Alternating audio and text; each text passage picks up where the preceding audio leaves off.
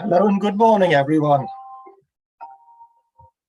My name is Jonathan Hall, and I'm a board member of the Norwegian Electric Boat Association, and I work as a business officer in the beautiful municipality of Vestre in Vestfold County in the south of Norway.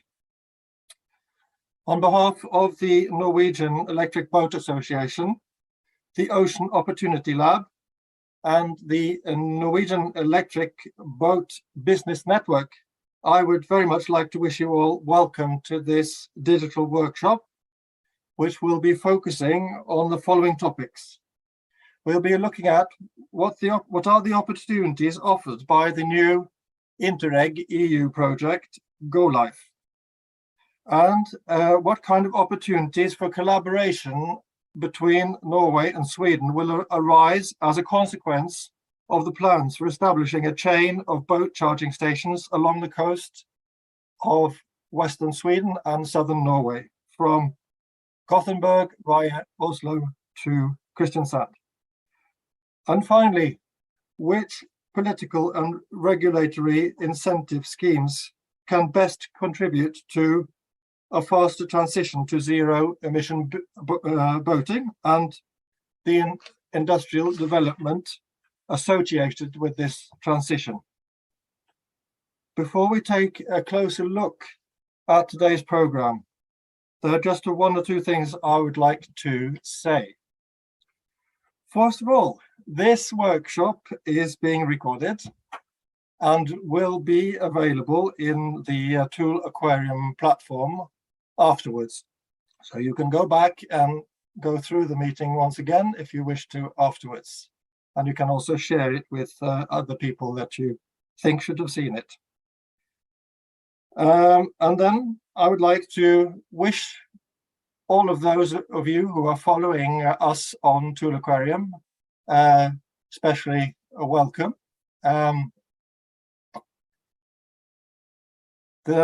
You will see when you are in the Tool Aquarium, you will see that you have a live wall on the right-hand side of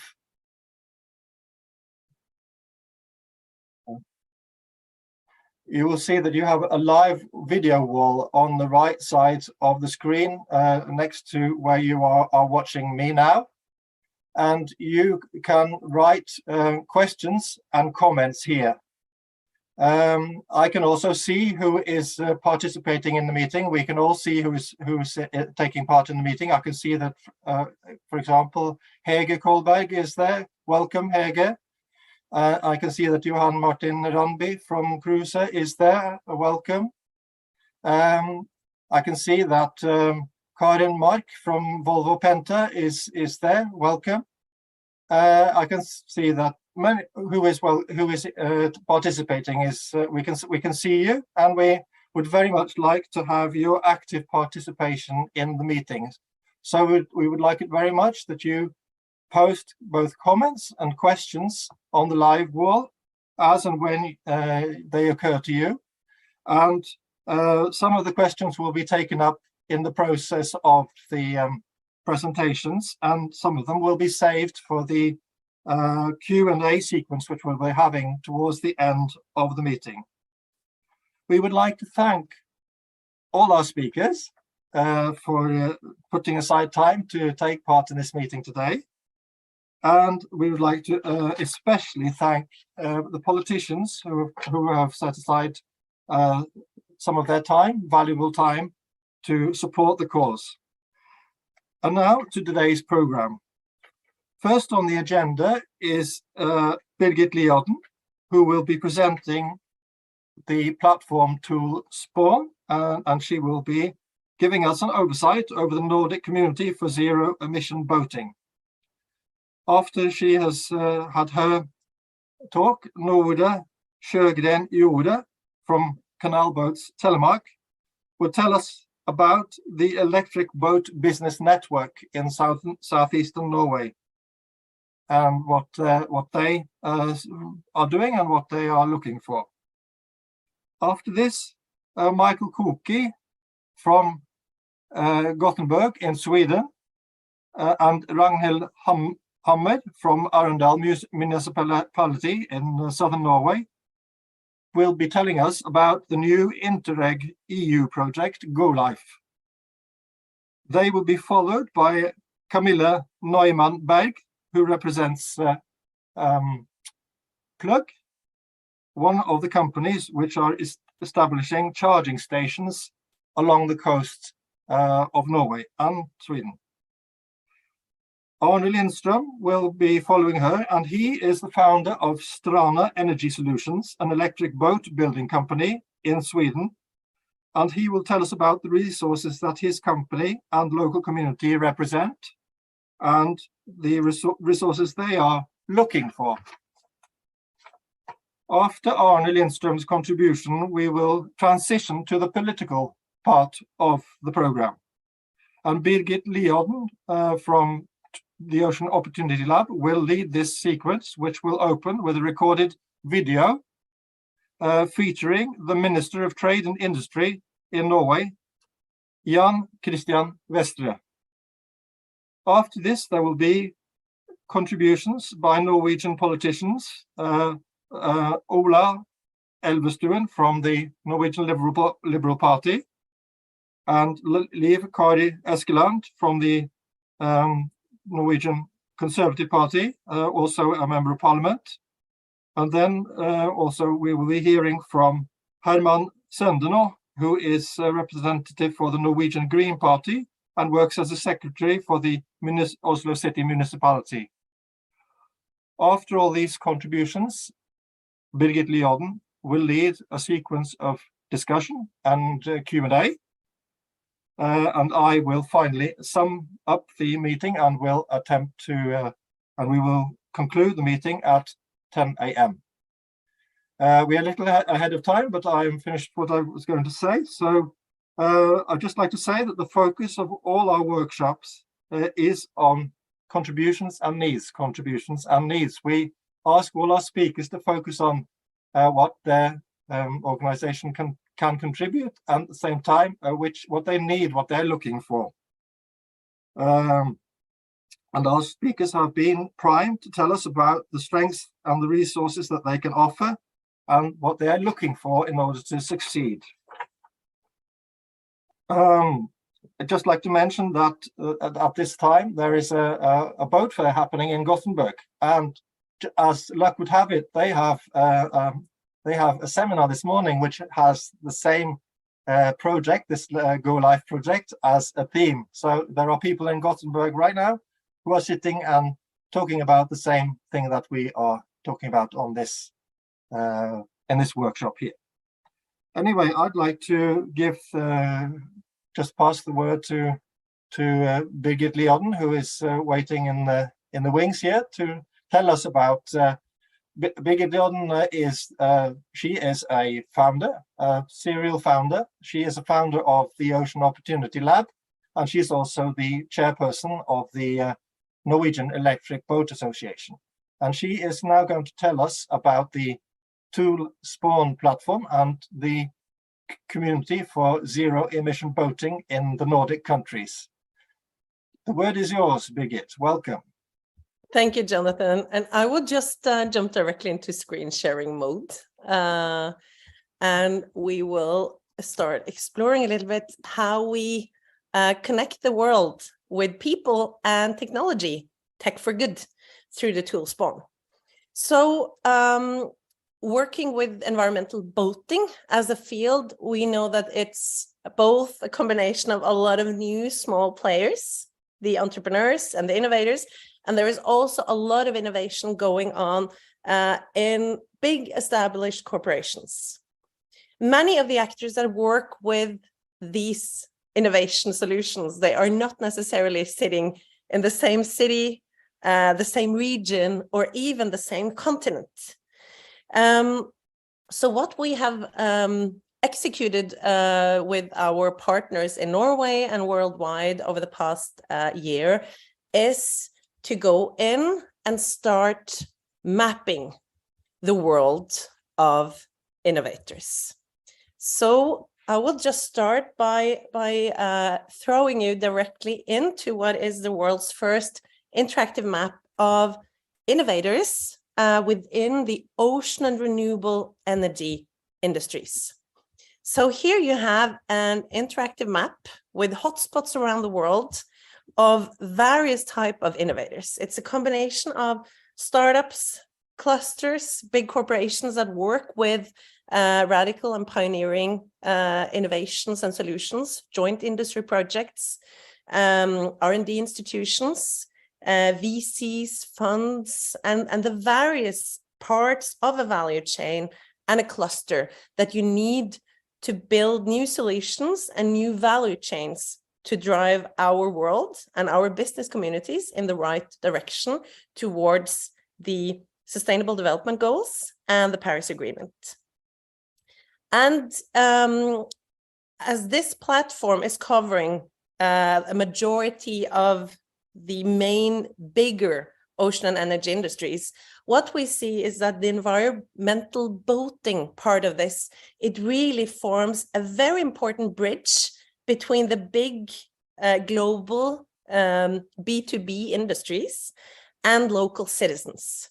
So we look at environmental boating as a great way to bridge land and sea and to bridge normal, everyday people on the street with the big players and the innovators that are now working hard to drive change.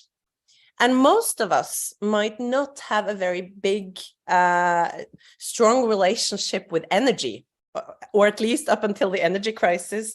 We normally don't think so much about how things are transported in the world, but most of us have some kind of personal relationship with water, fjords, ocean, in terms of recreation, urban transportation, and so on.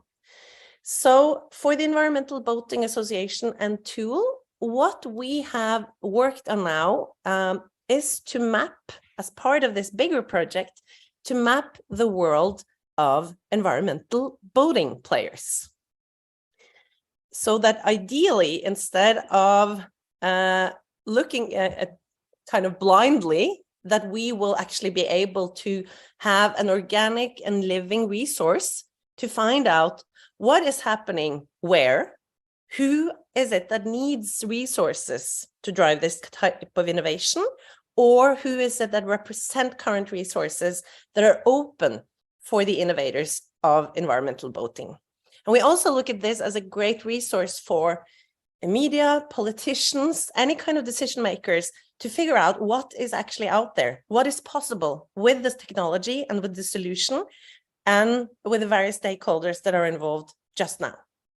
So I'm just going to go directly into what we have kind of segmented our virtual world into, the tool focus areas. And here we have, among a range of groups, we have tool for green boating.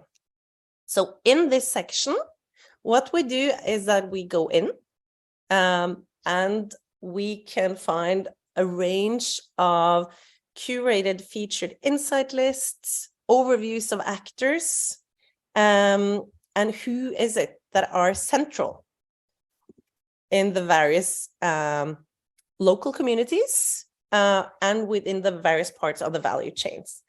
So here you can explore why green boating, why do we need to create this green shift in the leisure boat and urban transportation and tourism area, and how can you utilize this virtual resource that is combined with real people and experts and very dedicated change makers. So firstly, you can explore the ecosystem here. You can find out how you join as an individual, as an organization. You can go in and check if your company is already mapped, or if you want us to add your initiative to our map. You can meet the community frontrunners and see who we are working the closest with at the moment. And you can dive into a world of green boating through our various featured insight lists. And here you will find a growing overview of the actual innovators in the green boating. Some of them you will meet today, such as the boat producers, those that work with propulsion, various kind of small and bigger boat types and sizes. You can find the innovators that are in a slightly bigger segment on blue urban transportation and tourism, which is very, very exciting to look at now. And we are conducting the mapping of the pioneering ports and the cities and the regions that are at the forefront and have set various targets to shift from diesel and gas over to hydrogen and electric propulsion in the years to come. And there you will also be able to follow which are the projects that have already been executed, which are on the way, and which are planned. You will also be able to find overviews of renewable energy infrastructure pioneers, as we know that the infrastructure is essential and a very important bottleneck or barrier to break if we are truly going to scale and mobilize these green lanes for the boating community. You will also be able to read more about mobilizing organizations and the partners that are involved, and you will be able to find various events worldwide and initiatives, projects that are taking place. And I thought that I would just want to show you before we get started with our super team of speakers here today, just to give you a short dive into the innovators in green boating, because this is a question that is very frequently asked to us, is what exists out there? What is already on the market? What is coming? Where can I find the suppliers of boats? How can I rebuild my own boat, etc.? So we wanted to make it easier for everyone, regardless of where they're sitting. So here is where you can find an overview of boat manufacturers. And if they're on the map, you can also just click on them to read more about where they're located, find their website, what they need, how to get in touch with them. And we also have the same for the next group, which is on the engines and the equipment side. So this is, I think we have more than 80 plus companies that are already listed per today, just in this field. And we look at the actors that provide retrofit, but also the ocean-friendly maintenance and cleaning solutions. Our ambition is, of course, that it will be super easy for everyone to make green choices. We are also covering the part with sharing economy solutions, boat rentals and boat pools. And if we look into our global ecosystem, we are now doing this first ever overview and connectivity between the Nordic countries. And what is extremely exciting is that when we look at the Nordic region, we are a blue and green testbed for the much bigger world markets out there. The Nordic countries have very different capabilities and very different strengths when we look at the various sides of renewable energy and the ocean industries. And when you look at the Nordic markets together, we are around the world's 6th largest economy, and we are a great pioneer. 1 minute, Birgit. Yes, thank you, Jonathan. We are also a perfect provider of a testbed partner for the much bigger markets. And as we are starting today with Nordic Focus, we already have secured now partnerships with bigger stakeholders in LA and California, Canada, northeast coast of the US, where we have the opportunity both to open up the markets for the innovators from Nordics, but also exchange entrepreneurs, enable testbed physically, practically, so that everyone can connect much earlier with the type of pilot partners, customers, and other co-founders that they would need for their next parts of their journeys. So this is just the starting point of a very exciting journey we're all on. And I'm looking forward to today and co-hosting all of you. And then I leave the word back to Jonathan and Nora. Thank you, Birgit. That was very interesting and very exciting to see what everything that's going on. Our next speaker is Nora Sjögren-Johre, and she is one of the co-founders of Telemark Canal Boats. And today she is going to be representing the Norwegian electric boat business network, and she will be telling us about that. You're very welcome, Nora, and it's your turn now. Please unmute, and the stage is yours. Thank you, Jonathan, and thank you for your presentation. Yes, my name is Nora Sjögren-Johre. I'm the CEO of Canal Boats Telemark, world's first charter fleet of electric cabin cruisers based in Telemark. But today, as Jonathan said, I'm representing the electric boat network, and I will talk about our ambitions, needs, and learnings. So the electric boat network is a network where Norwegian manufacturers of electric boats, electric motors, charging stations, etc. meet to share knowledge. We also want to pass on knowledge to the rest of the Norwegian population about electric boats. And lastly, our network wants to achieve good cooperation and dialogue with the boat industry in general. Right now, we are mostly companies from the southeast of Norway, but we want to be a national network, and we want to welcome members in the Norwegian electric boat industry to join our network. So if you are or know someone who would like to be interested in joining our network, they are more than welcome to contact us.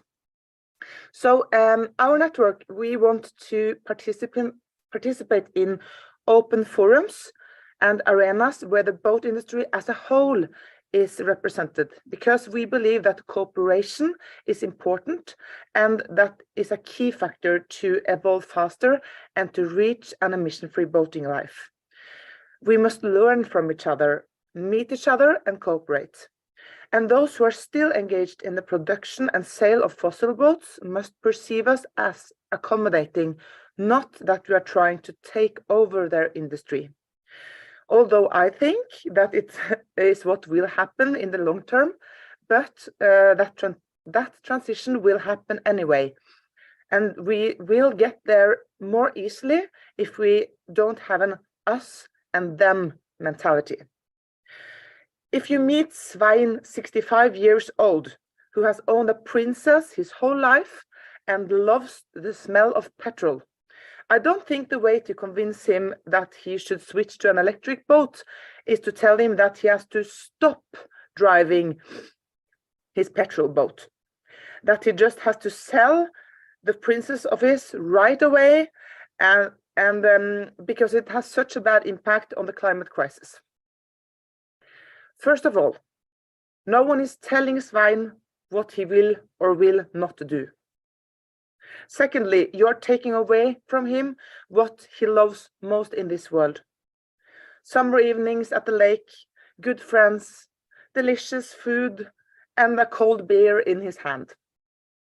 But if, on the other hand, you tell him about all the advantages of driving an electric boat without telling him what he has to stop doing, I think he will listen more. He will still enjoy himself on the lake with good friends and a cold beer, but by driving a quiet, emission-free boat, his overall experience on the water will be better for him. Then I think it's easier to get through with our message. As I said, the electric boat network want to be visible at meeting places and arenas for people interested in boats, and several of our members were represented at Boot Düsseldorf, which was held this January from the 21st to the 1 minute, Nora. Yes, thank you, Jonathan. From the 21st to the 29th of January.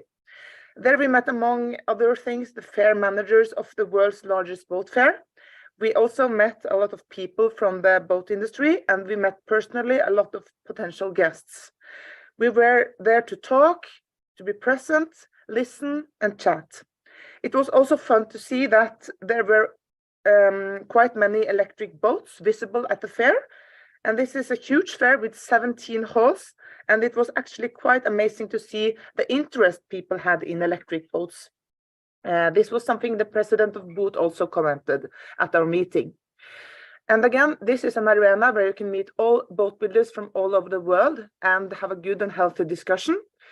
The last thing I wanted to say is Peder Tellefsdal, which is the project manager in the electric boat network, conducted an interview with many leading players in the traditional boat industry. And he found that none of them had been contacted by any politician or any from the boating movement to discuss our goals of an emission-free boating life in 2030. They had never been asked if the transition was possible, if they would like to be part of it, and what kind of support they would need to make it happen.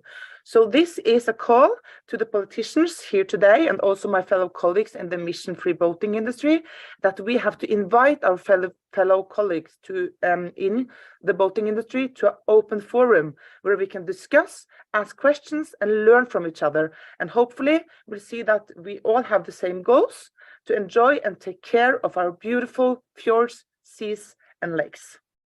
Thank you very much. Thank you very much, Nora.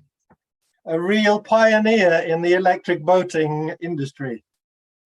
Our next speaker is Michael Koucky, who is from the Koucky and Partners company in Sweden, in Gothenburg, and he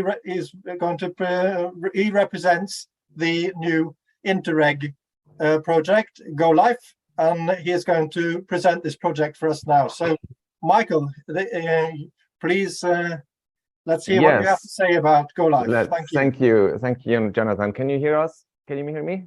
We can hear you very well. Excellent. If I hear you saying my name, I get hungry.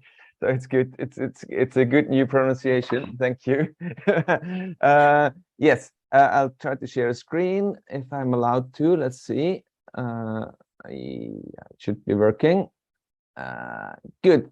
Hello, everyone. And so I'm invited to speak about a little Interreg project that we've initiated here from Gothenburg. About electrifying, let's say, leisure boating in the Skagerrak, in the region, and we call it Go Life. And I'll just give you a brief overview over it. I don't have to explain the benefits of electric boating here, so I'll skip that. The whole idea of Go Life is to push forward, especially charging infrastructure in the Skagerrak region, from Gothenburg to Oslo and southwestern Norway, to develop charging opportunities in that region, and especially to build capacity and knowledge in harbors, but also for consumers about electric boating.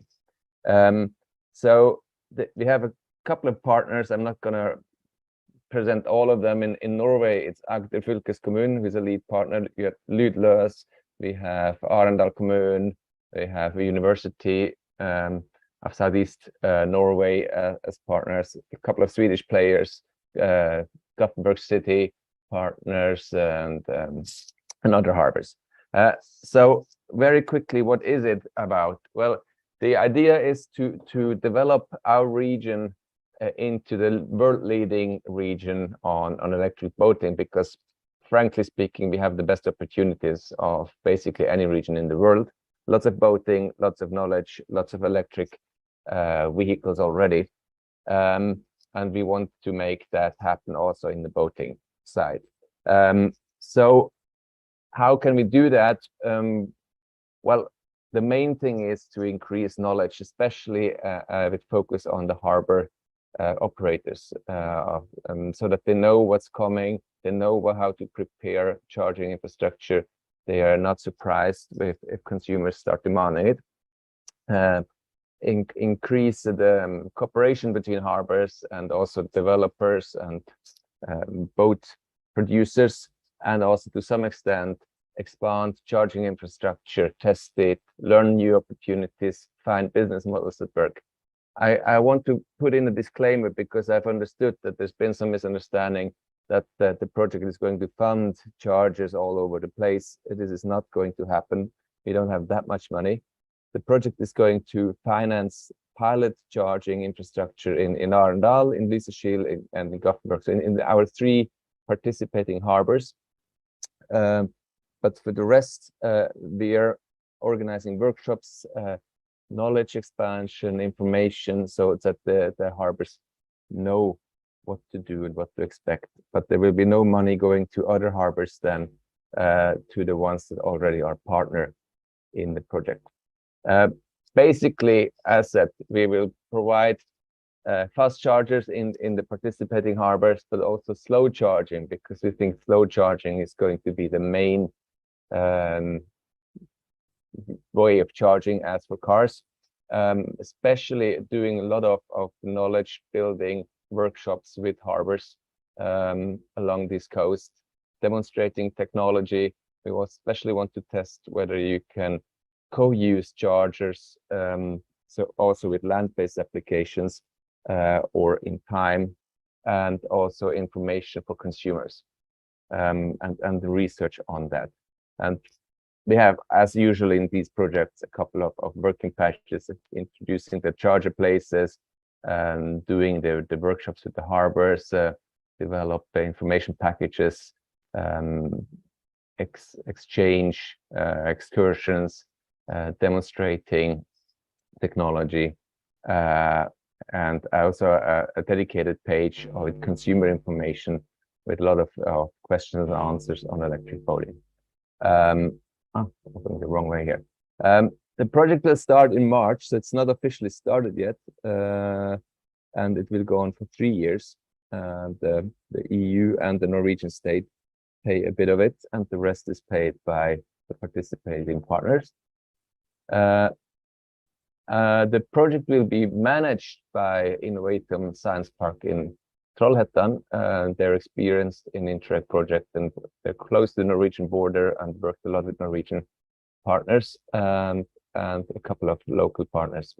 In Norway, it's Agder fylkeskommune that is the Norwegian coordinating partner. And I'm looking forward to learn more about the project. I will not be personally project managing this, but Peter will. But I will be happily looking at it from the side and hope that it will be a push forward for electric boating in the whole region. Jonathan, am I in time? Yeah, you're well. You have managed very well. Thank you very much, Michael. It was a very, very brief intro to the project, and there is already a little homepage up on it.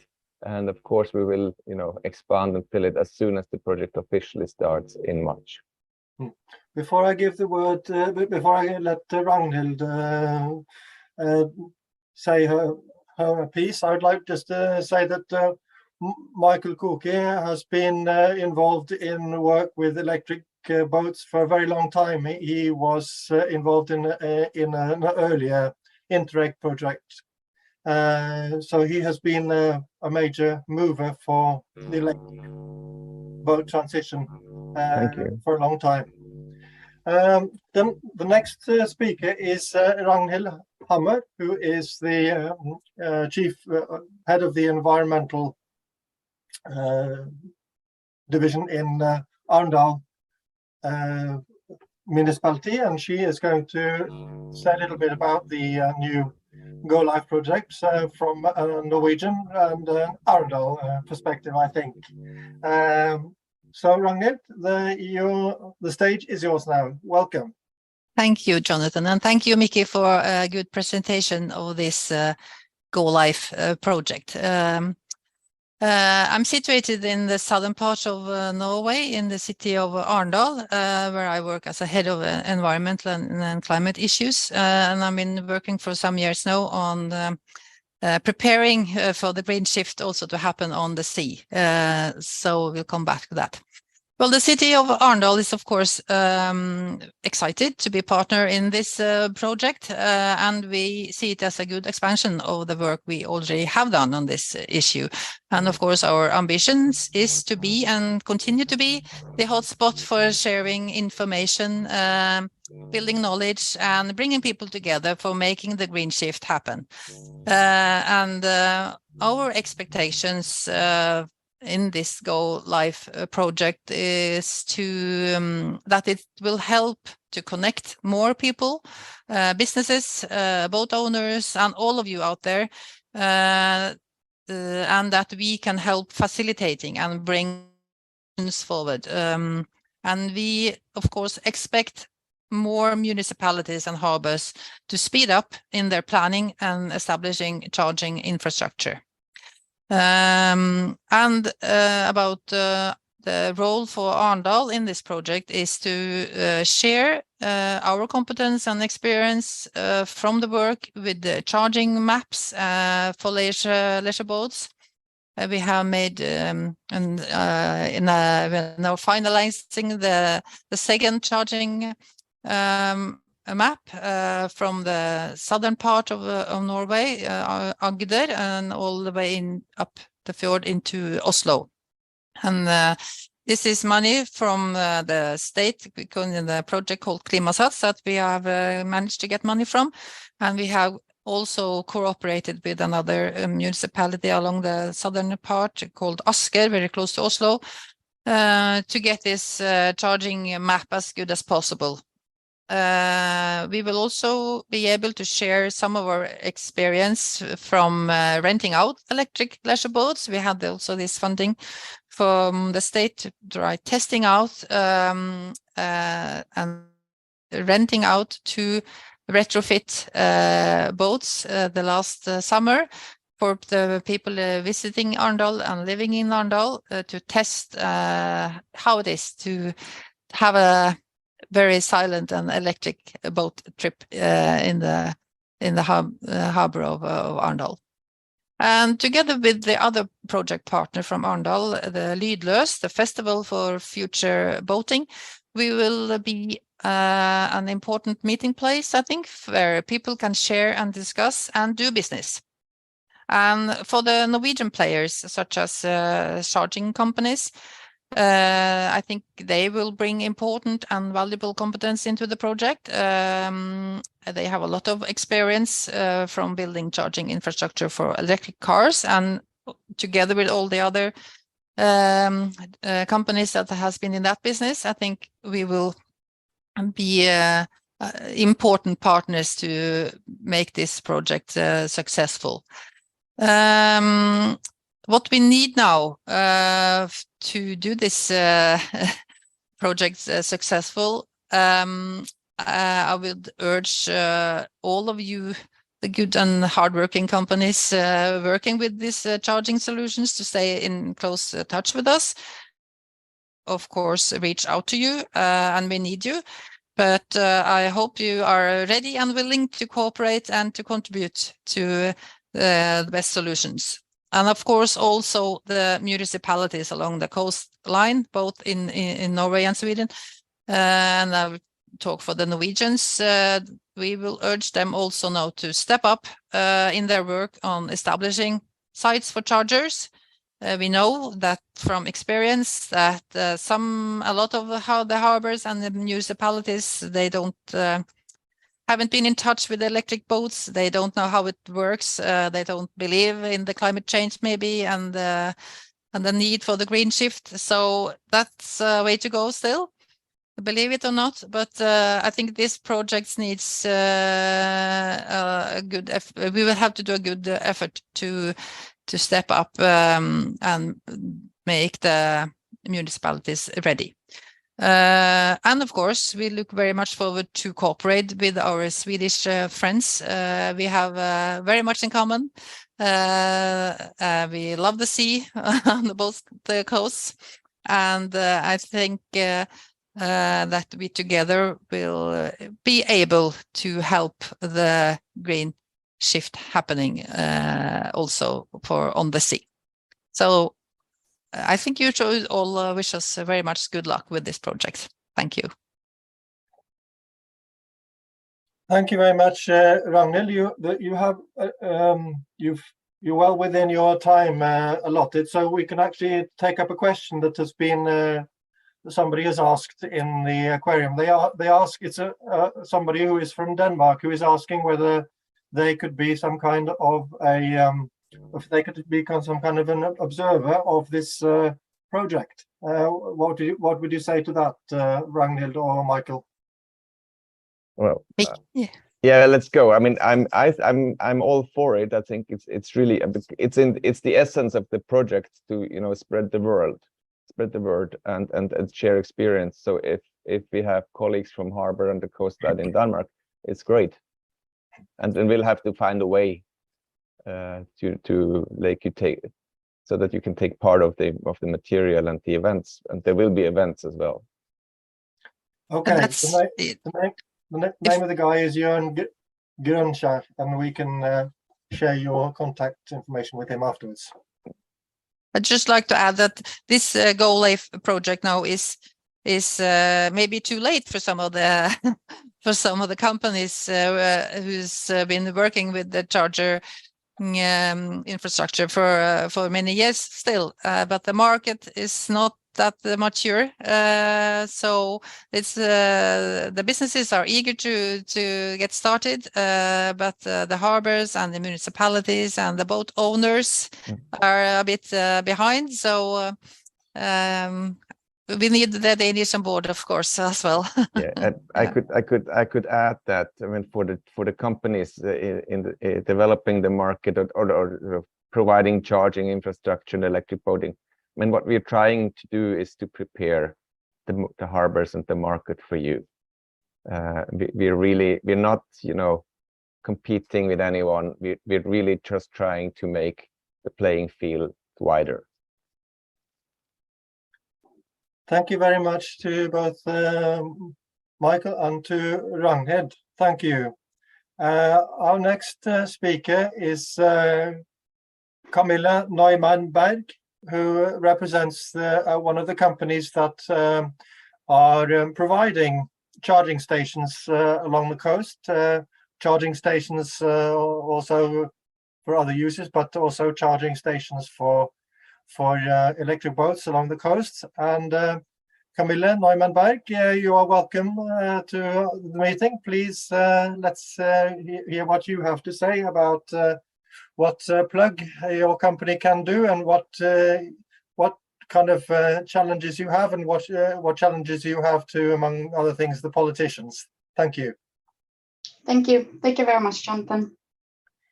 I'm very glad to be here. So first of all, my name is Camilla Neumann-Berg, and I'm part of the plug team. So we are building charging networks in and outside of Norway. Our company is owned by Evny, which is a renewable energy company in Norway. So plug accelerate and the development and construction of shore power and charging for all type of vessels, with the ultimate goal to reduce emissions at sea. Also just want to mention our mother company has a long history of building charging networks for electric cars, starting about 11 years back. So in Bergen, we built Europe's largest shore power facility in cooperation with Bergen Havn.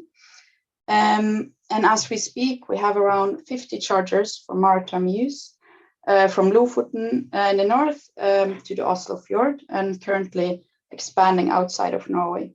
So as you can see here, we have a wide range, all the way from supplying crews with shore power to charging infrastructure to for leisure boats.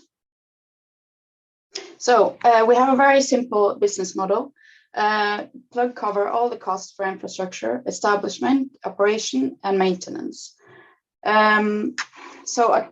Just to kind of go into the kind of price range here. So a typical maritime charging hub with fast DC charging costs between 2 and 4 million Norwegian kroners. And actually the largest cost driver for this is the upgrade in infrastructure, I think most of us know that the grid capacity in Norway is limited, so that's why we have to think about there's a long time between signing a kind of a lease and having the charging hub ready. So cooperation and information is key to succeed with Go Life. I'm very happy that we have projects like this. I don't think I need to mention kind of how Go Life will accelerate the green shift at sea. I think Raghnild was very clear on that, and we were very happy that you have this project now, and we're happy to kind of be involved.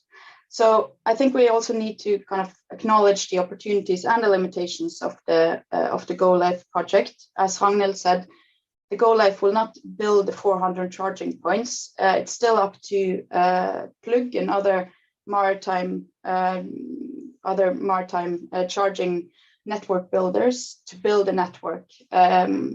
We have a lot of charging points. We have a long coast in Norway and also in Sweden. So we need to be proactive from the municipalities, and we also need the backing from the government. We have a long history of building boats in Norway, and we are dependent on all the players in the industry in order to succeed. So what I want to spend time on today is really how Plug built this first charging facility around more than 2 years back. And we are very eager to build more charging networks across in Norway and outside of Norway. So we have been a front runner in the electric revolution at sea, but with the current political situation, we are at risk of being surpassed by other nations, and now is a chance to take part of the value creation. We do need some government regulation and more incentives so we can speed up the development and actually be successful in reducing emissions at sea. And I think we can do this by looking at how this is regulated. So in our modern society, charging infrastructure must be regarded as necessary technical equipment for ports and marinas. So today is actually up to the single municipality to make an assessment of whether the charging facility should be exempted from, sorry, this would be in Norwegian, plan- og bygningsloven. And this creates a very costly and inefficient process, both for companies like Plug and the municipality. We have recent feedback from a municipality just outside of Bergen that shows that it leads to indifferences in the interpretations. So just a second example that we think is something that the government can help us facilitate is that we have dedicated charging spots in large public and private marinas. So we have an example here from France that 1% of all electric birds needs to offer charging facilities. And this is something I think we can quite easily implement in Norway. And similar to the electric car industry, we can have VAT exemption or similar economic incentives for buyer of electric vessel or for retrofits. So, if I may, Jonathan, I have some key takeaways in the end here. So we depend on governmental action to speed up the electric revolution at sea, and we very much welcome the government on board. If we can facilitate with more information and our experience in being here in the industry for several years, we'd love to take part of that. And municipalities are encouraged to be proactive and start planning early. So actually a project from start to finish can take up to 2 years. This is of course dependent on public processes and deliver the right equipment to the right time, But in the end, it's very long processes around getting the capacity right for the charging hub. So again, the grid capacity is very fragile in Norway, and this is why these processes takes very long time. And just as an industry, I think we are great alone. We have companies such as Evoy, we have companies such as Plug building the infrastructure, and we have a lot of established brands now looking at how they can take part of the electric revolution. But we are even stronger together. So now with the Go Life project, I think we need to talk more, and we can definitely accomplish more together. So if you have any questions, comments, new insights, we are very eager to get in touch. So please let us know. And also if you have some, if you have a favorite port or marina that you think should have charging facilities, let us know and we will look into it. So just if you look at the picture here on the right, this is from beautiful Rosendal in Norway. We also have similar facilities in Florø, Aker Brygge, and other places around Norway. So again, Jonathan, thank you for my time, and looking forward to further discussions. Thank you very much, Camilla. I think I'd just like to mention that there are at least two companies who have a lot of like just Evony, who are strong on capital and are willing to invest in this infrastructure before it's possible to really earn money on it. So we have to make use of this and utilize the potential that is there. I'd just like to draw the attention of those of the speakers to all the comments that are coming from the Tool Aquarium. They are in the chat, which you can read on the side of the screen. And so just like you to see there, among other things, there are people who are encouraging the people in the Norwegian and Swedish electric boat industry to take part at the Dutch exhibition called Vestre. Several people have been writing things on the wall there, encouraging people to take part there. So please read the messages which are on the board there. We can move on to the next speaker, and his name is Arne Lindström. He represents a company called Strana Energy Solutions, and Strana are electric boat builders, and they are from Sweden and from the island of Orust, which is also a community which is interested in reducing emissions. So, Arne, are you ready? Yes, thank you very much. Welcome. I'm ready.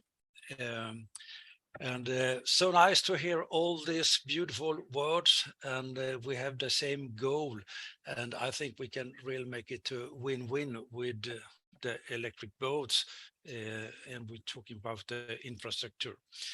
I will show you a little bit what's going on from Orust and our ecosystem, how we have acted and driving the clean boating solutions lately, and also explain a little bit about our learnings, the problem, the solution, our boat, Strana, and market trends, and so on. And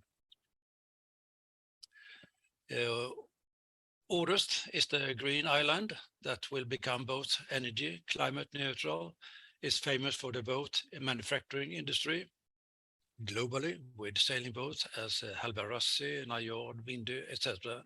And now also with Orust e-boats Strana, including batteries with energy solutions. One research has been done as an Interreg project earlier. It was called ESPÖ, ett smart bärkraftigt ösamfund, and you can read more about it later on. Important learnings. In Sweden, we have the Swedish Energy Agency is responsible for Sweden's program for international climate initiatives. The goal is global reduction in greenhouse gas emission through international cooperation. And regarding Orust, a preliminary study of the electric powertrain for energy efficient hull has been done with Orust, and you can read about it. Another international report with Orust is the Ocean Solution Report that you can see below with a picture with Stena Olsson and Jessica Järpe from RISE. And this is an important report, a UN report. And also another famous diver who's written about the soul of the sea, Greg Stone. And so we have learned a lot.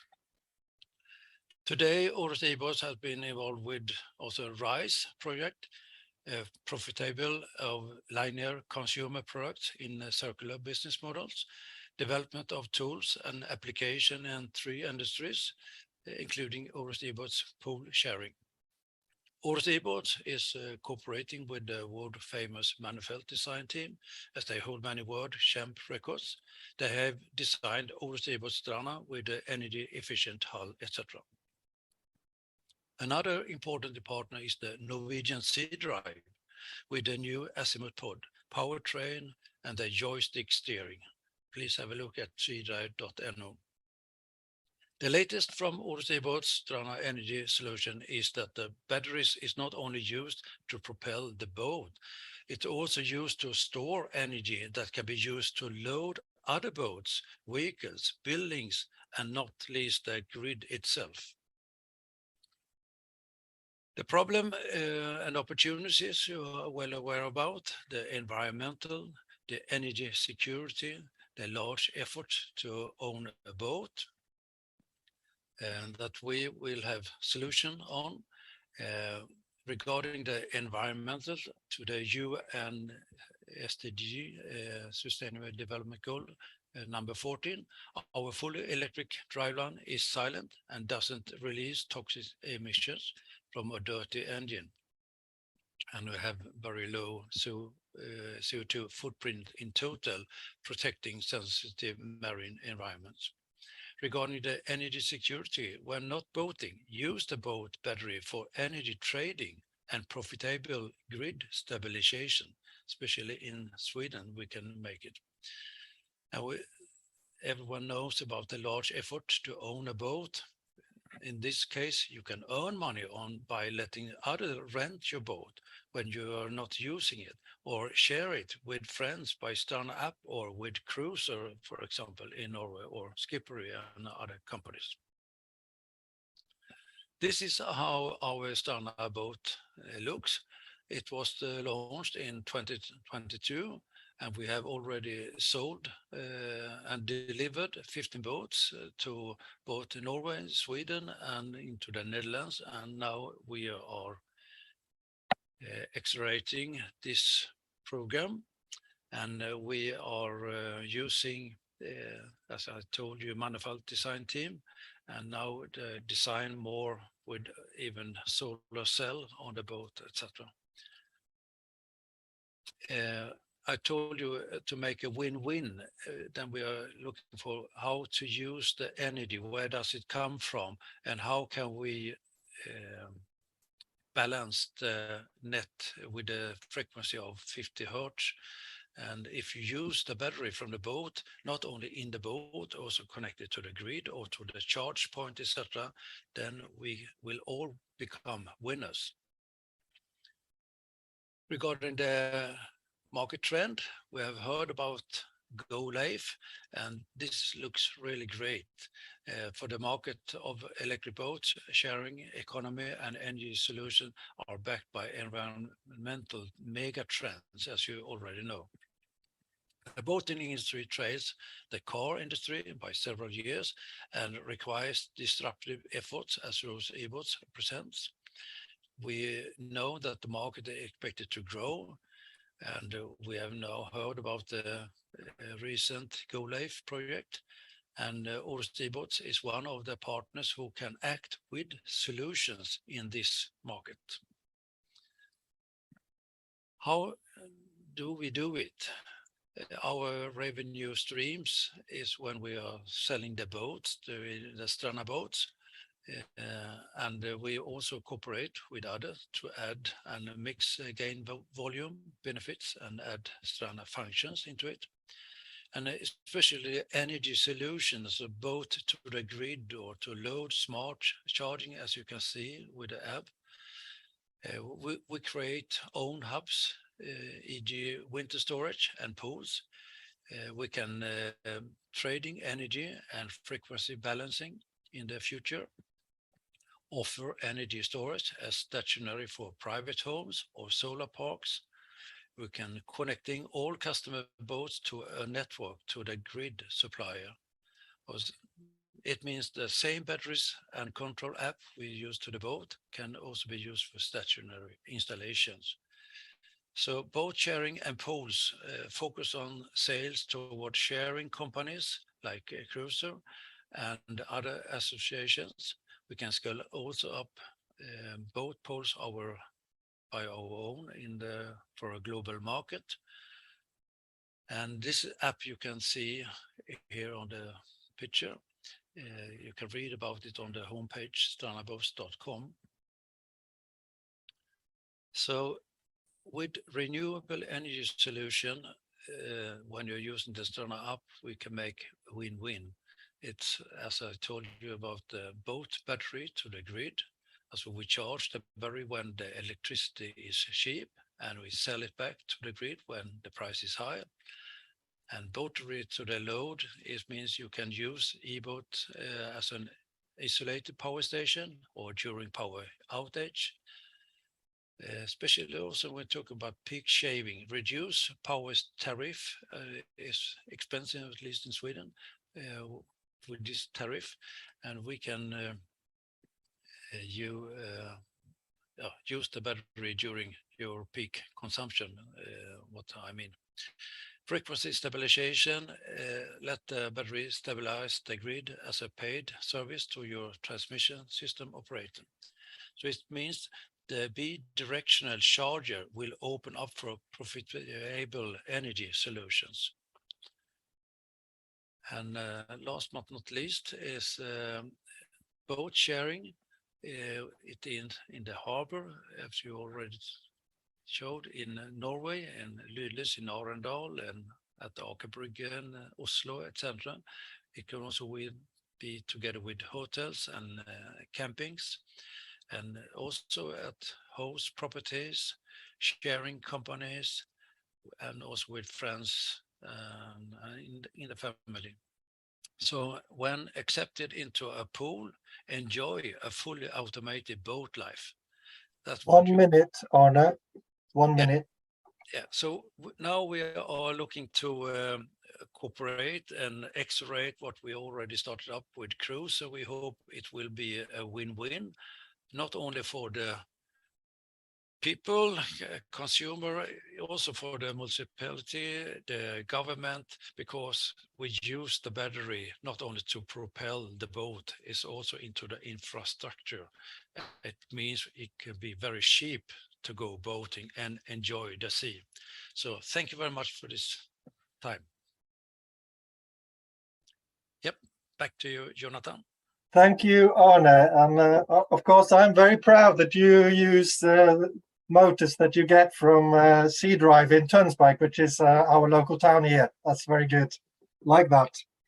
Okay, I'm going to Birgit. Are you there? Would you like to field some of the questions that have come, maybe? Yes, I'm here, and we are soon going to have an introduction from our Norwegian Minister of Trade and Industry, Jan Christian Vestre. But before that, I thought it would be very good to have some reflections on what we have heard so far today, because I think, first of all, it's really, really fun to see that utilizing virtual technology, we can actually bypass some of the barriers that normally startups and smaller actors face when needing to interact with other stakeholders in different cities, different parts of the world. And today we have, even though this is kind of a Nordic focused event, we have participants from different parts of Europe and even Canada joining us. So it means also technology helps us kind of democratize the access for the innovators to interact and find each other. And I see this as a really good starting point now. We have been talking a lot about the big potentials and the need for Norwegian and Swedish and in general Nordic actors to collaborate and come together, because we see that there are different mechanisms brought in by the various governments. We want to make sure that also our national and local and regional governments can, to a better extent, through this initiative, find kind of best practices, what has been done in other regions, in other countries, so that we can learn together and kind of take down the barriers of time for each official stakeholder to kind of drive innovation with us.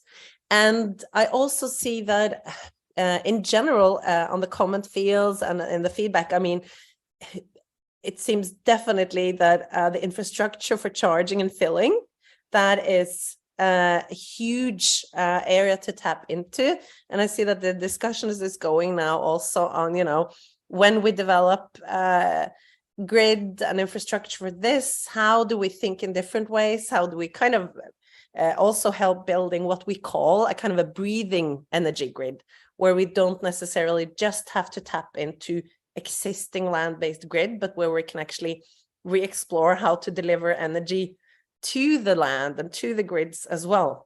And I think that the kind of the multi-purpose perspectives are really important as well, looking at, you know, developing, kind of taking down financial risks, time and constraints by making sure that we develop infrastructure that can be altered based on seasons and what kind of needs and where.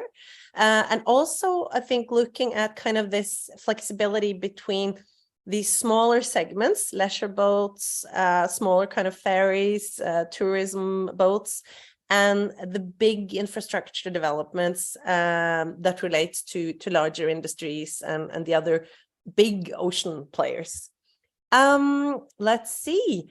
And Jonathan, you have a comment. You wanted to add a comment as well. I would just like to comment what you said about how electric boats can be part of the solution when it comes to the electric grid. And I'd just like to point out that we already have an example of a solar-powered electric boat that is capable of providing electricity to the grid, just like solar panels on a house. Exactly. No, so I think definitely this is the time to kind of rethink also our perspectives on energy and regenerative solutions. It's not always about just looking at what we can get from land, but also seeing the vast energy potentials coming from the ocean sides.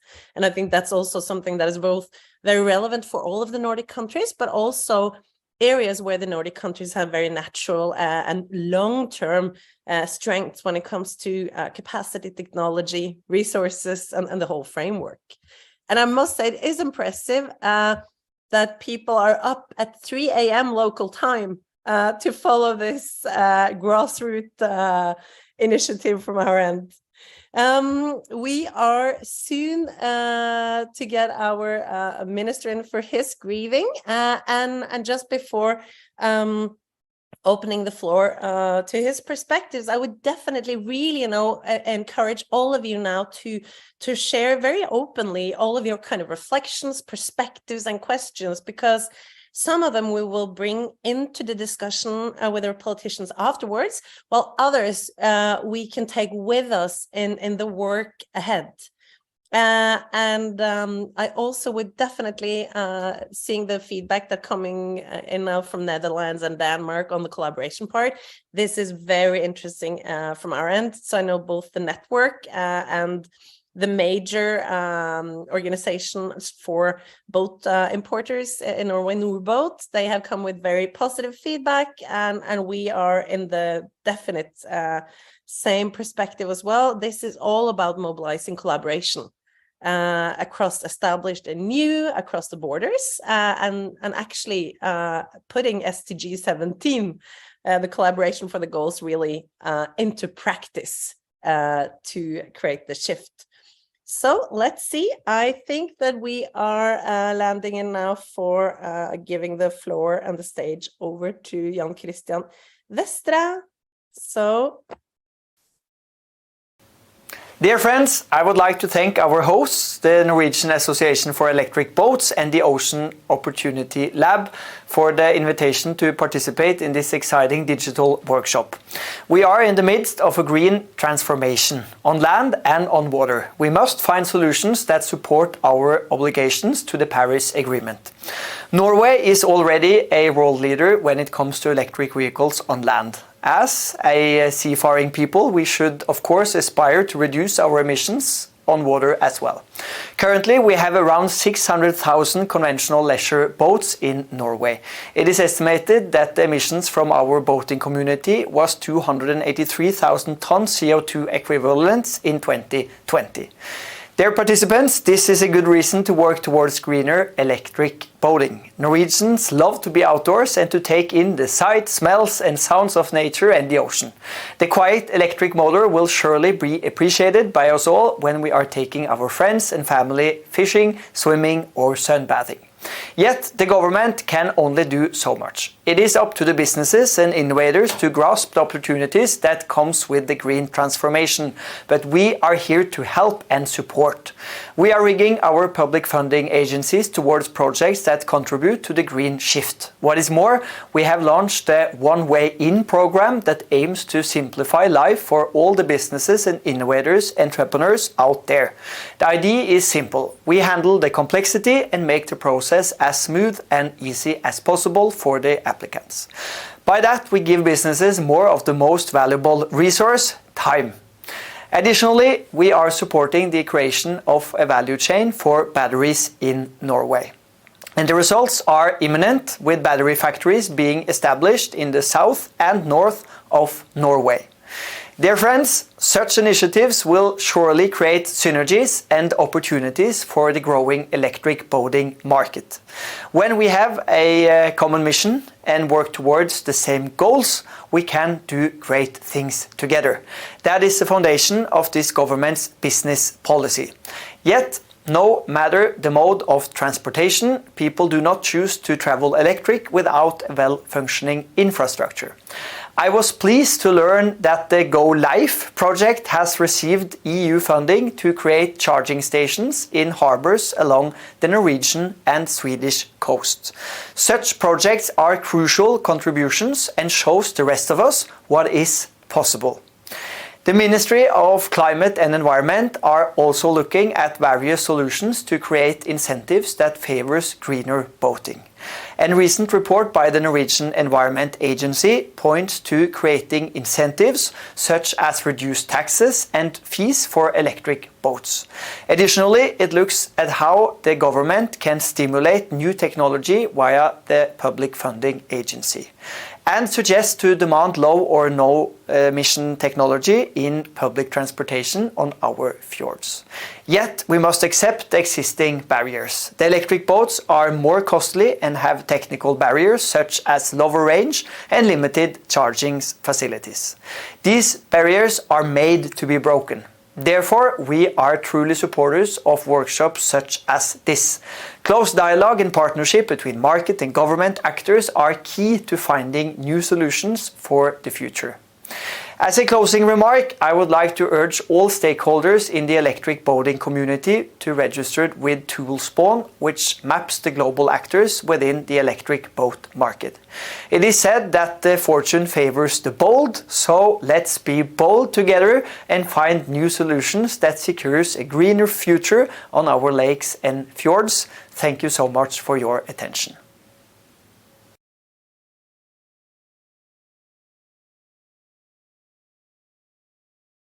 Excellent. So I think that having worked with this now for quite a few years, it is extremely important that we have our politicians on board with us, working shoulder by shoulder, both on the national, regional, and the local levels. And it's great to see that this is now also a focus area from our government. And I would like to introduce Ola Elvestuen, who is one of the politicians that really has been supporting and engaging very deeply with this since the beginning. So Ola, the word is yours. Thank you for joining today. And thank you again. Thank you also for being invited. And also thank you for a nice word from the minister, I think. Of course, green shipping has been something that's been an important part of the Norwegian politics for quite a few years. We had an action plan for green shipping set up in 2019, where the goal was set that we are to cut our emissions from a maritime sector by 50% by 2030. And that, of course, also must include leisure boats. But it has taken some time for getting projects up and going, I think. When you look at the Go Life projects, I think it's very positive that you have this Interreg program. And if you look at the area from Gothenburg to Oslo and then to Kristiansand, there are some initiatives there that has been going on for some time. Particularly when I now sit in Oslo, the ferries here are already electric. Look at the larger ferries going from Moss and Horten, they're becoming electric. There are also larger cargo ships coming in that are being electric and will be electric. But when you look at the leisure boats, it's really, we need to do more. What I will take up is the Oslo Fjord Action Plan that I myself also was initiator of. That was decided on back in 2021, and there it was decided, and it's said that the government will take an initiative upon towards local council, regional council, private companies to make a charging network for electric boats in the Oslo Fjord area. And the Oslo Fjord in this context goes all the way from the border with Sweden and also almost to Kristiansand, but not all the way. And I think this initiative has to be followed up. Go Life can be a start of it, but that cannot be enough. And we need to have the support system there. I'm happy to hear that the Klimasats system, which is a support system for local councils in Norway, is important also in this area. And of course, Enova has also put in there, which is a support system in Norway for green initiatives. They also have to support in this charging system. But I also think that, and the minister mentioned it, that we also have to look out there on our taxes and fees. First of all, of course, the fossil fuels have to be taxed more. They are heavily taxed in Norway, but that must be continued, and it must be increased. But we also need to look at tax reductions for electric and zero emission leisure boats and see how that can be introduced. We have had a great success with that when it comes to electric cars in Norway. We have the highest proportion of electric cars in the world. When it looks at zero emission boats, we should also see if it is possible to see not only on taxing the fossil fuels, but also see where we can put in tax reliefs, whether it's VATs or it's other ways to put in tax reliefs on zero emission boats. And that will be something that at least we from the Liberal Party will look at when we look at our budgets already this year and next year. And I also think it's important that we also have a cooperation from the state level and the local level. Also, when it comes to how to, what is very interesting is that when you look at electric boats, there's also a new thinking about how to own a boat. I think the cruiser model is very interesting, that you have that people can buy a part or a share of a boat, that we do not need a leisure boat, each and every one of us. We can have a share of it, or we can lend it. And that also gives other benefits, not only from reducing emissions, but also reducing the space that all these leisure boats takes up in our cities, not least in Oslo, where I am sitting. So that is also a part of this revolution. It's not only to go to zero emission, but it's also a way to look at how much we own and how we use these leisure boats in the years ahead. Thank you very much.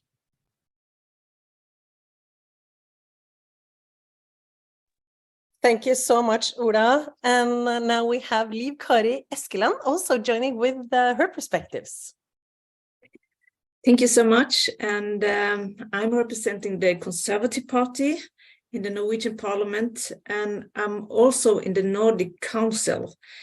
So it's quite interesting for me to see how you join in the Nordic country in this presentation you have had. I'm now in the Transport Committee, and in the last period I was in the Environmental Committee, working together with Ola in that committee, and it was quite nice.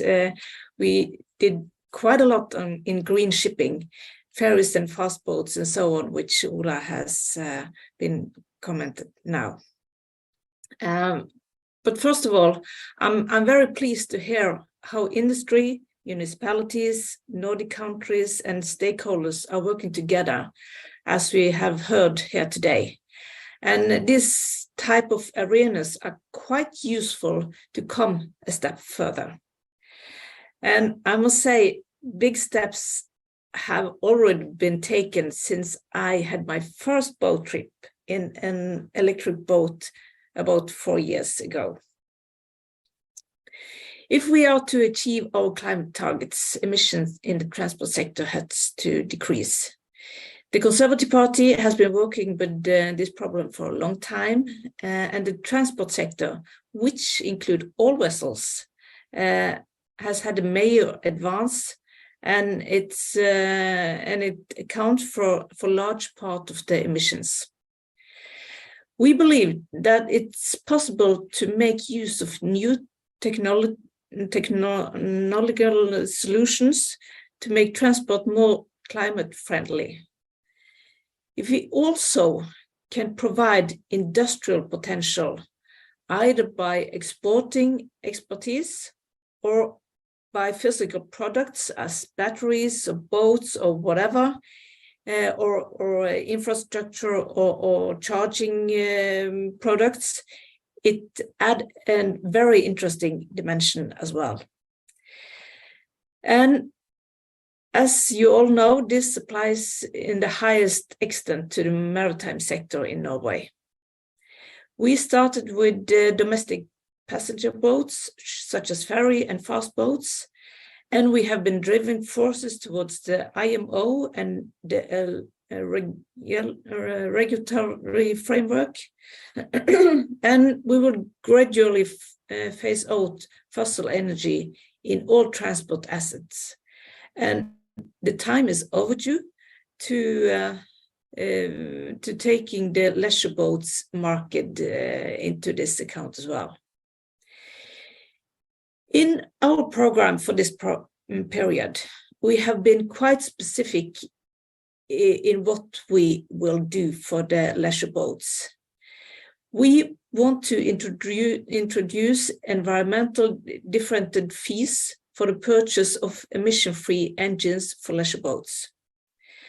We also will maintain and further develop our leading position as a green shipping nation and use it to create new green values.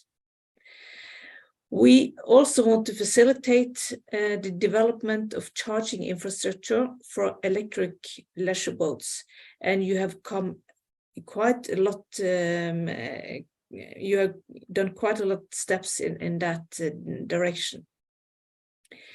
We also want to stimulate further green growth and competitiveness in the Norwegian maritime industry and facilitate increased export of low and zero emission technologies in the maritime sector. And we need infrastructure, both in marinas and also preferably ports where possible. The charging infrastructure with enough power is essential. Access to existing infrastructure along the coast for fast charging could be a possibility. And we have to look how environmental different taxes and the purchase of emission-free engines for leisure boats can contribute to the change we want.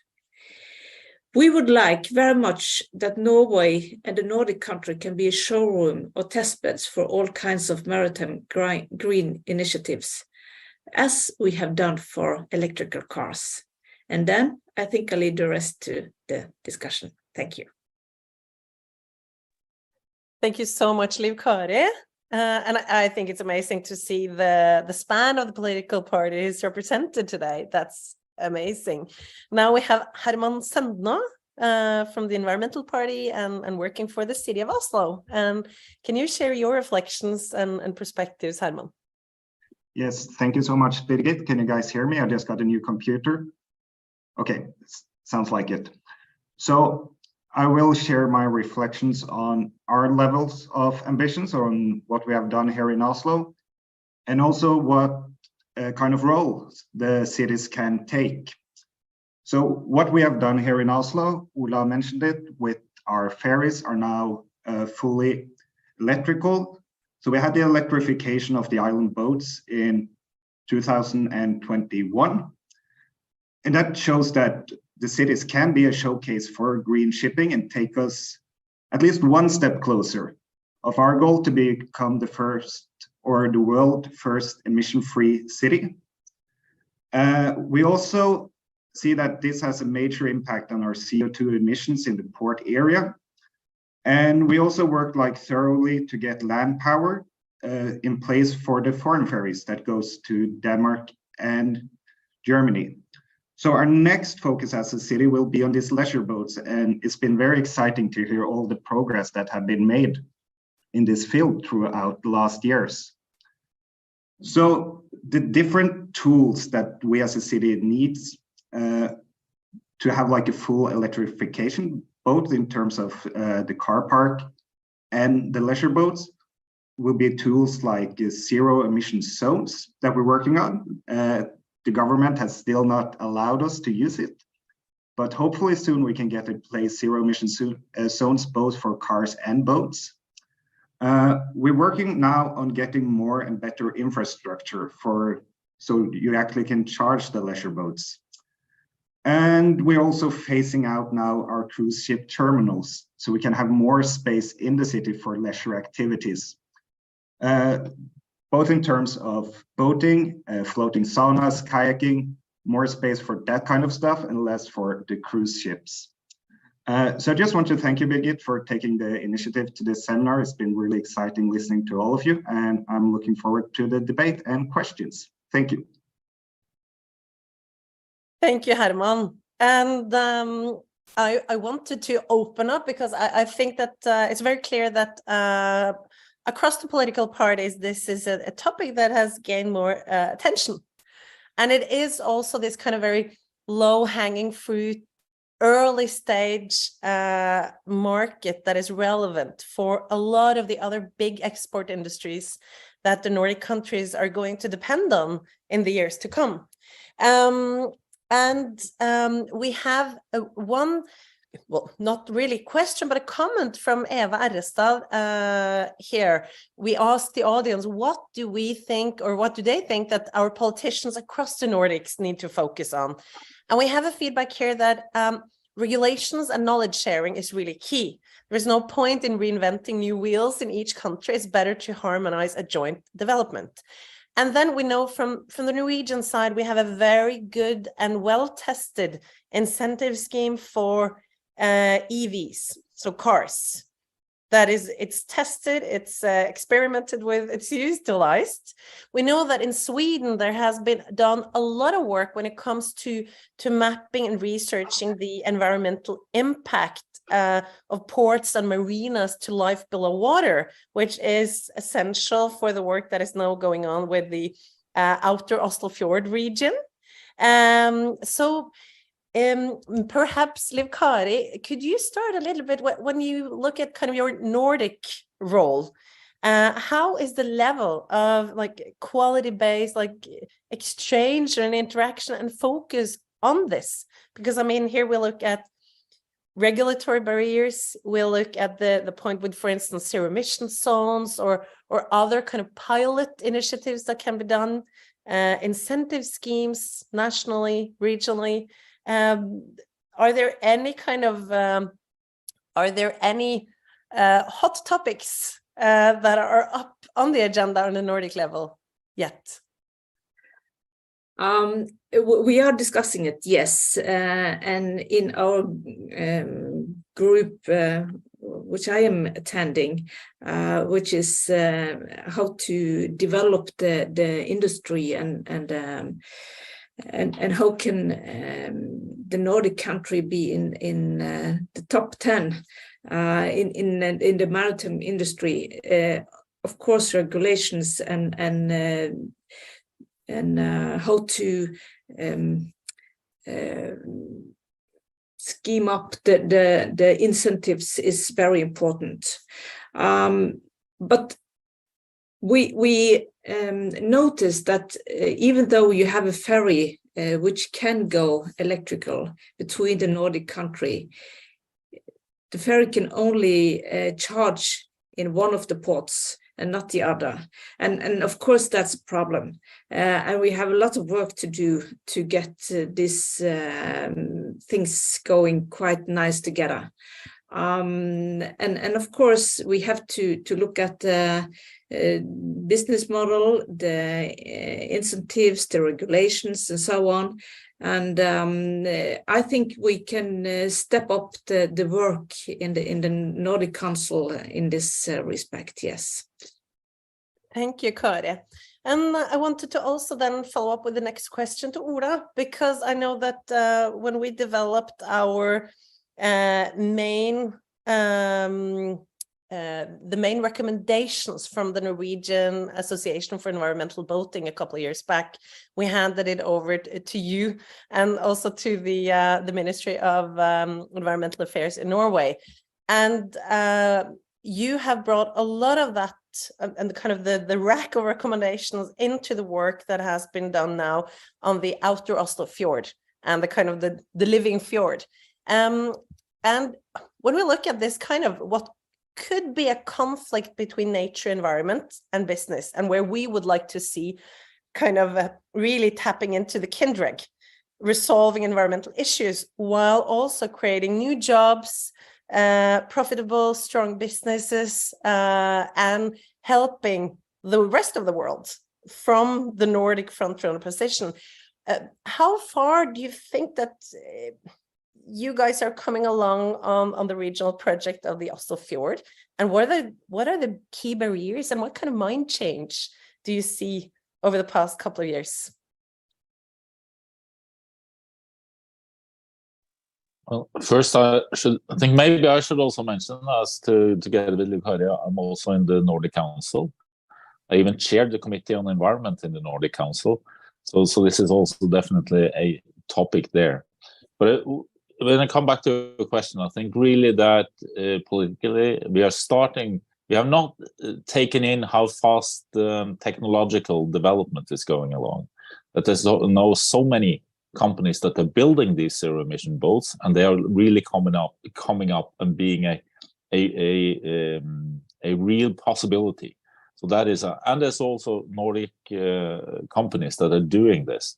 That is something I think we should be more aware of. That is, this is also a business opportunity. But to your question, what should be done? It is really to make sure that the government today reads the wording in the plan for the Oslo Fjord. So there it doesn't say that the government should just be one part together with municipalities and companies to have a charging infrastructure. No, it says that the government will take the initiative to create an infrastructure for zero emission boats in the Oslo Fjord area. And that's something very different. So what we should look at, if they are having that initiative, or if they're just looking at their role as one role among municipalities and others to do this. The goal has to be that you need an infrastructure network that is sufficient for a time, and you need also a time frame for a time that the new boats that are being sold, the goal should also here be that by 2030, that all new leisure boats should be zero emission. I mean, we have that goal for electric cars in Norway, and we should that it is not difficult to put the same goal when it comes to leisure boats. So and then you have to set up the incentives accordingly. I think when it comes to the cooperation and putting up this network, most places it's not that difficult, but you will have some areas where it's more difficult. And I think it was interesting what we heard here, the difficulty with the planning system that we had, the plan om bygningsetaten, if that is somewhere we can make a difference. But really the other one is, how do we set up a tax system to make it more, to ease the development, that more people now buy electric or other zero emission leisure boats, and look at the tax system. That is something that should be done. Really for the budget only, the next year is a suitable time to look into how to do that. And then we have, before handing the word to Herman, I see a very quick remark for you, Jonathan, that you asked for the word. Now, I'm the business officer in Færder kommune now, and I just wanted to say that I agree. What Ola Elvestuen said now was music in my ears, because the municipalities need to know that the government really goes for this, because the municipalities are uncertain. They're not, they are uncertain whether they should go for put aside space for these charging stations or not. They need a signal, a clear signal from the government that this is what we're going for.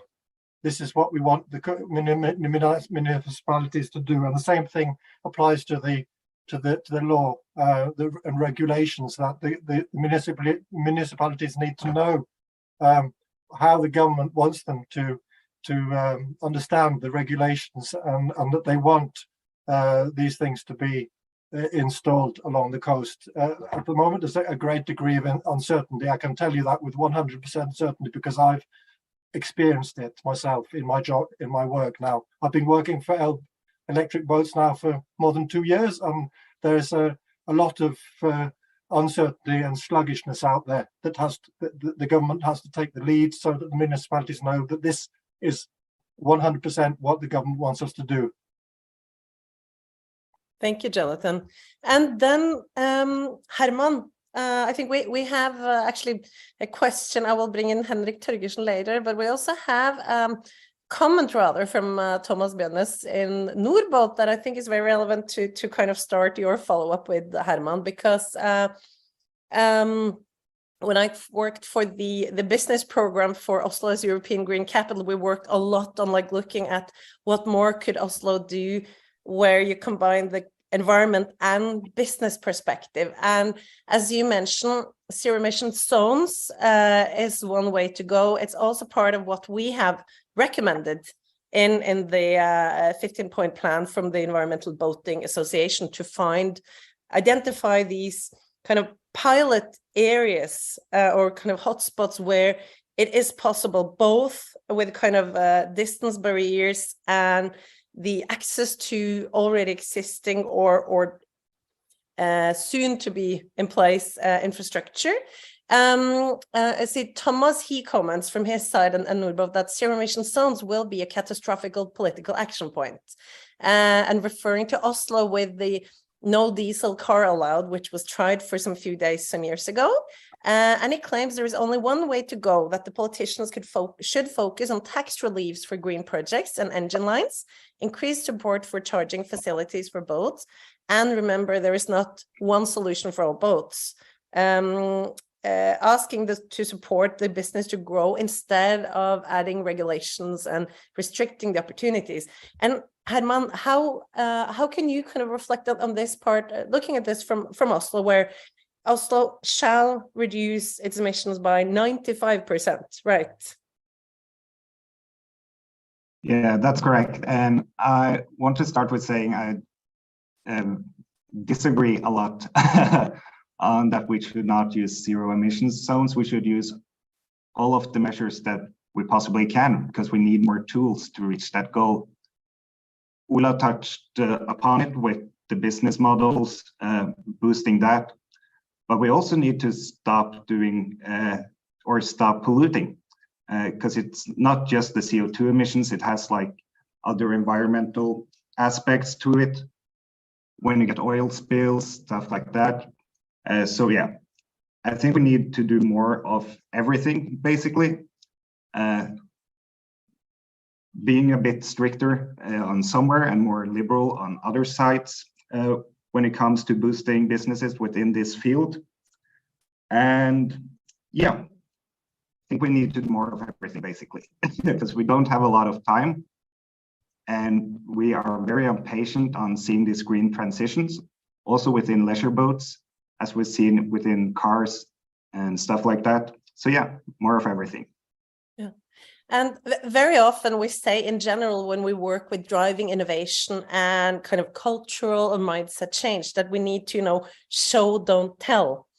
So rather than, using the kind of pointed finger, telling everybody what they kind of have to or shouldn't do, it's also about this, mobilizing at the earliest stage possible some of these pilot areas. And we have that from the maritime industry on autonomous shipping in the Trondheim Fjord, where you actually have a dedicated area to test out something where we don't have the regulations in place. We don't have all the bits and pieces in place, but there was still made a very conscious decision that this will be important in the future. And from the Nordic side, from the Norwegian side, we need to be ahead if we are going to actually also capitalize on creating new industries, new innovation. So then what could be kind of what could be the options ahead to really do something more groundbreaking? And I would like to challenge Liv Kari on this part. How do we create the same kind of front runner, very clear, strong symbol initiative, looking at utilizing incentive schemes, pilot areas, so that we are actually staying at the forefront and being the area that other much bigger markets and regions look to? I think the industry has done quite a lot, and of course, like it was for the electrical cars, the fear of not getting to the end point has always been kind of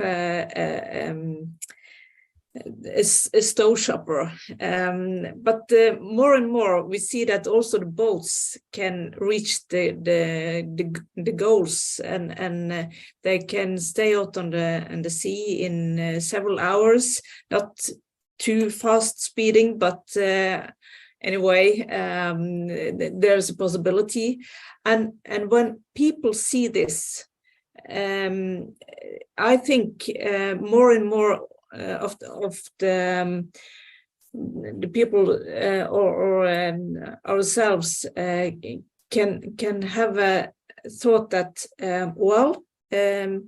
emission-free leisure boats, it's also something for me. And that's where you got the kind of tipping point for electrical cars as well. But then again, we need to speed up the infrastructure in all the ports and all the harbors. We need this tax reliefs, which is essential to get people's attention, actually. And that was for the electrical cars, and I think that goes for the electrical boats as well.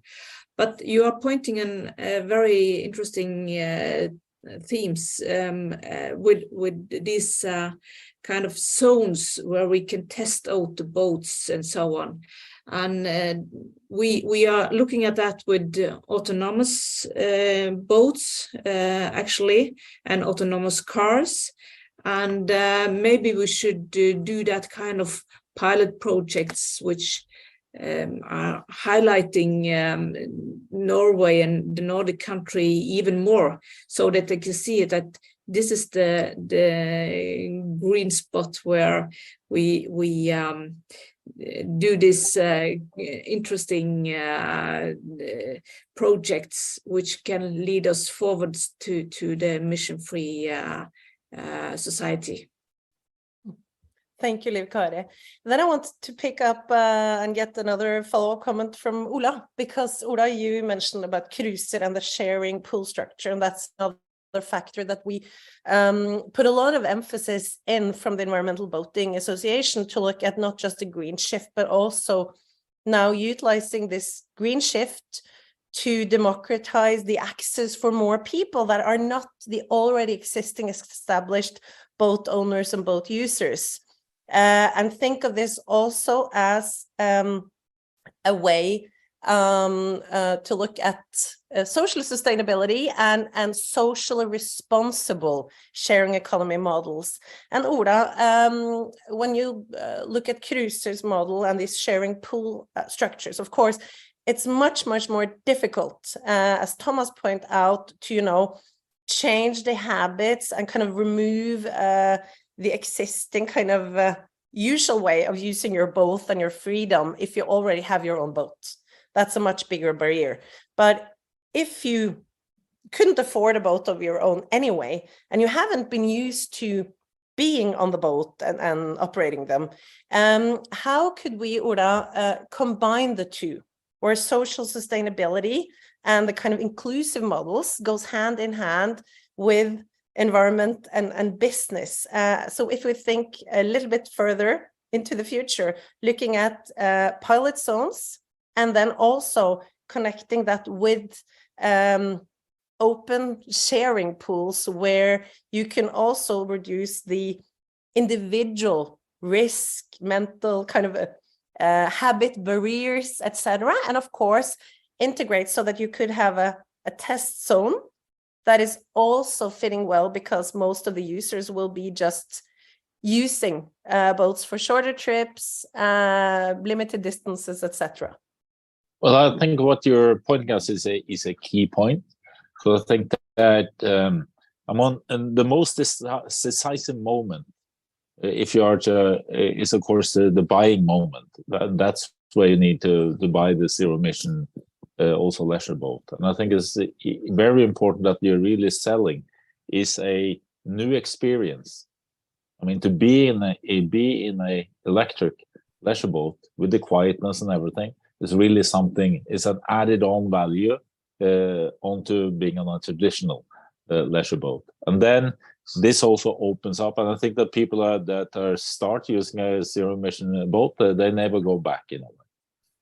And it gives a possibility also for a lot of people that really would never think about buying their boat themselves, but they can be part of a common ownership and have access to an electric boat. People like myself, I don't have a boat. I would never buy one, but I have used a cruiser one, and it gives an opportunity, I think, and it also gives an added on value for the city that if you have enough people that wants to share boats, you will also be given a possibility to open up areas again, also for the public, where there's a lot of, we use a lot of space parking all these boats.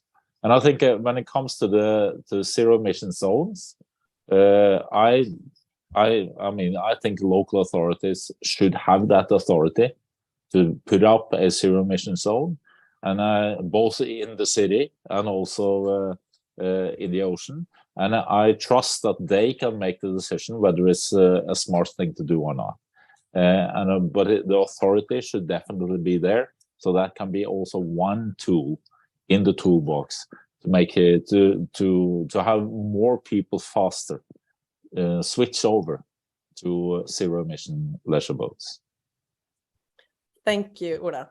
Then when we talk about environmental boating, it's not just battery electric, it's also hydrogen electric. So I want to bring in a comment or question from Henrik Torgersen also on this part, because of course, for some areas, battery is optimal.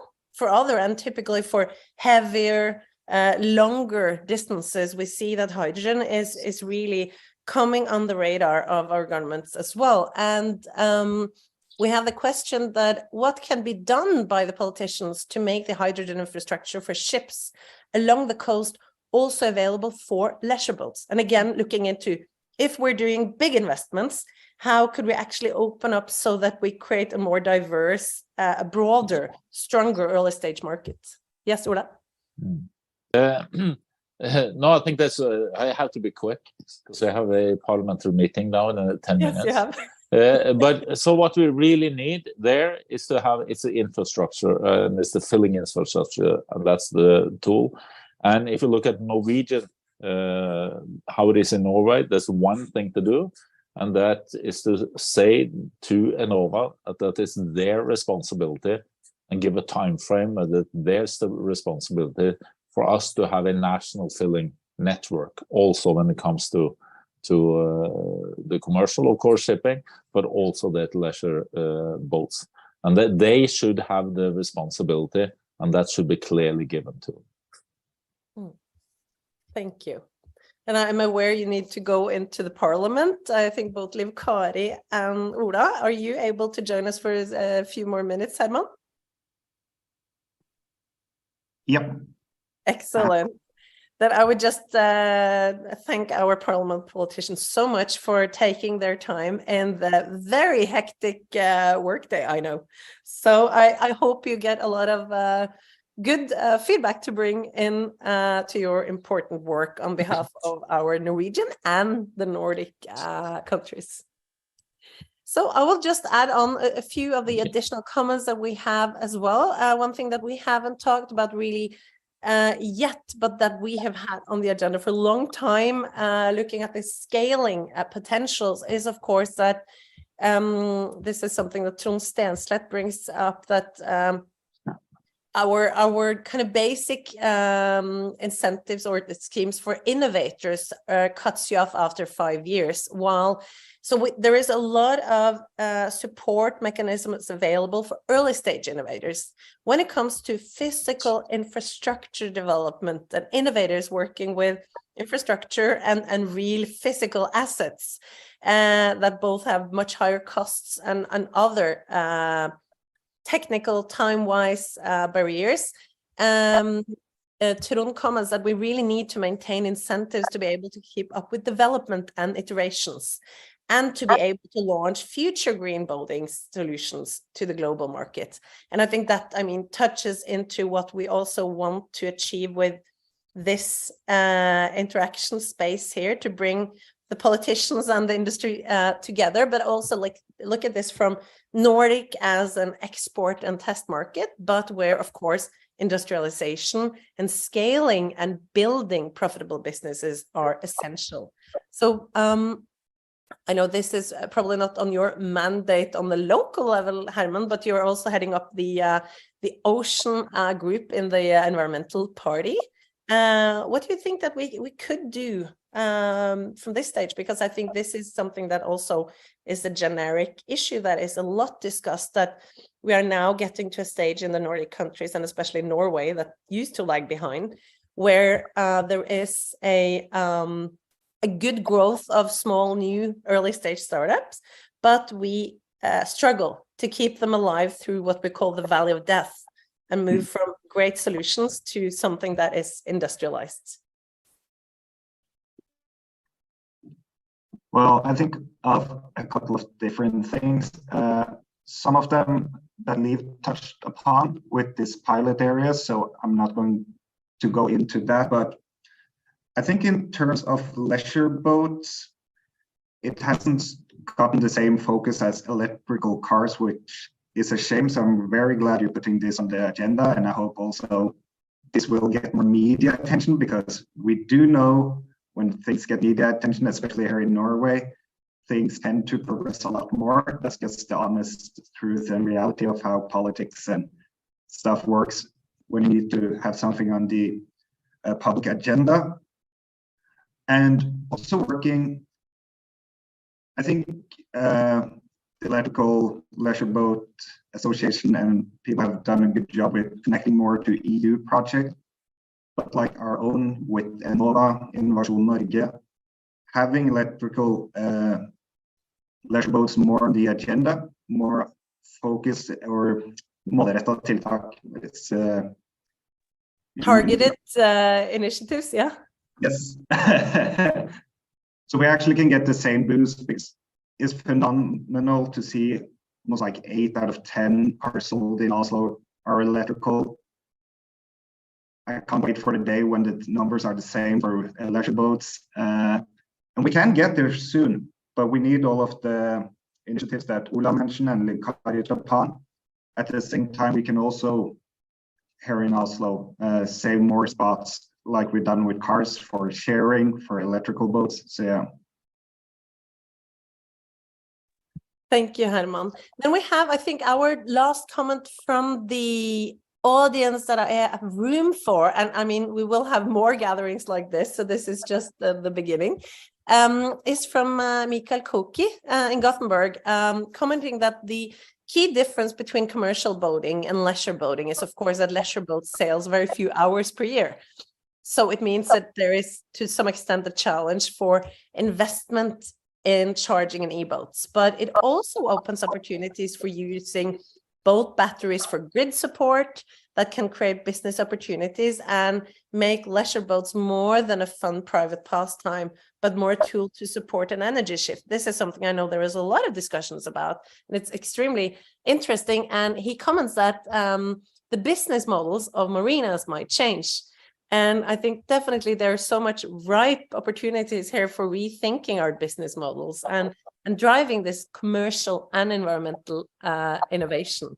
And then I think that I will pass the word on to conclude for Jonathan. And thank you all for a great beginning of the year and our shared joint plans and work ahead. This is actually the first workshop that we've had in English, and I think we can already now conclude that this has been a major success, because we have already experienced that we managed to reach out to quite a number of people that we haven't been able to reach out in earlier meetings. I'd just like to conclude by saying that I think this has been a very exciting meeting. We have covered many topics but we mainly focused on the new Interreg project, the Go Life project, and the opportunities that are given us by that. And we have also been talking a lot about the politics and the need for rules and regulations, or rather lack of that, and we need maybe for some more new incentives. And as a business officer, I would like to underscore the need for capital for scaling up. We are now just going in for landing. We have 1 minute left of this meeting, so I'd just like to remind everybody who's listening that we have this meetup once a month, and we'd like to see you back here again in a month's time. We are not 100% certain what the theme will be in March. We think we may be going to Lofoten, but if not, it will be an international theme. So I hope I'll see everybody back here again in a month's time. And I'd like to thank all those who contributed, all the speakers, and all the politicians who set aside time to be with us. So, and I just have to mention, Jonathan, just before we round off, that we've actually had 134 visits into our digital scene today. They are fantastic. So, and as I mentioned at the start of the meeting, this meeting has been recorded and will be available in Tool Aquarium in the archive there. So everybody who's signed up there can go in and see this recording afterwards and also share it with others. So please do that. And please come back again to our meeting place next month. Thank you very much for being with us today.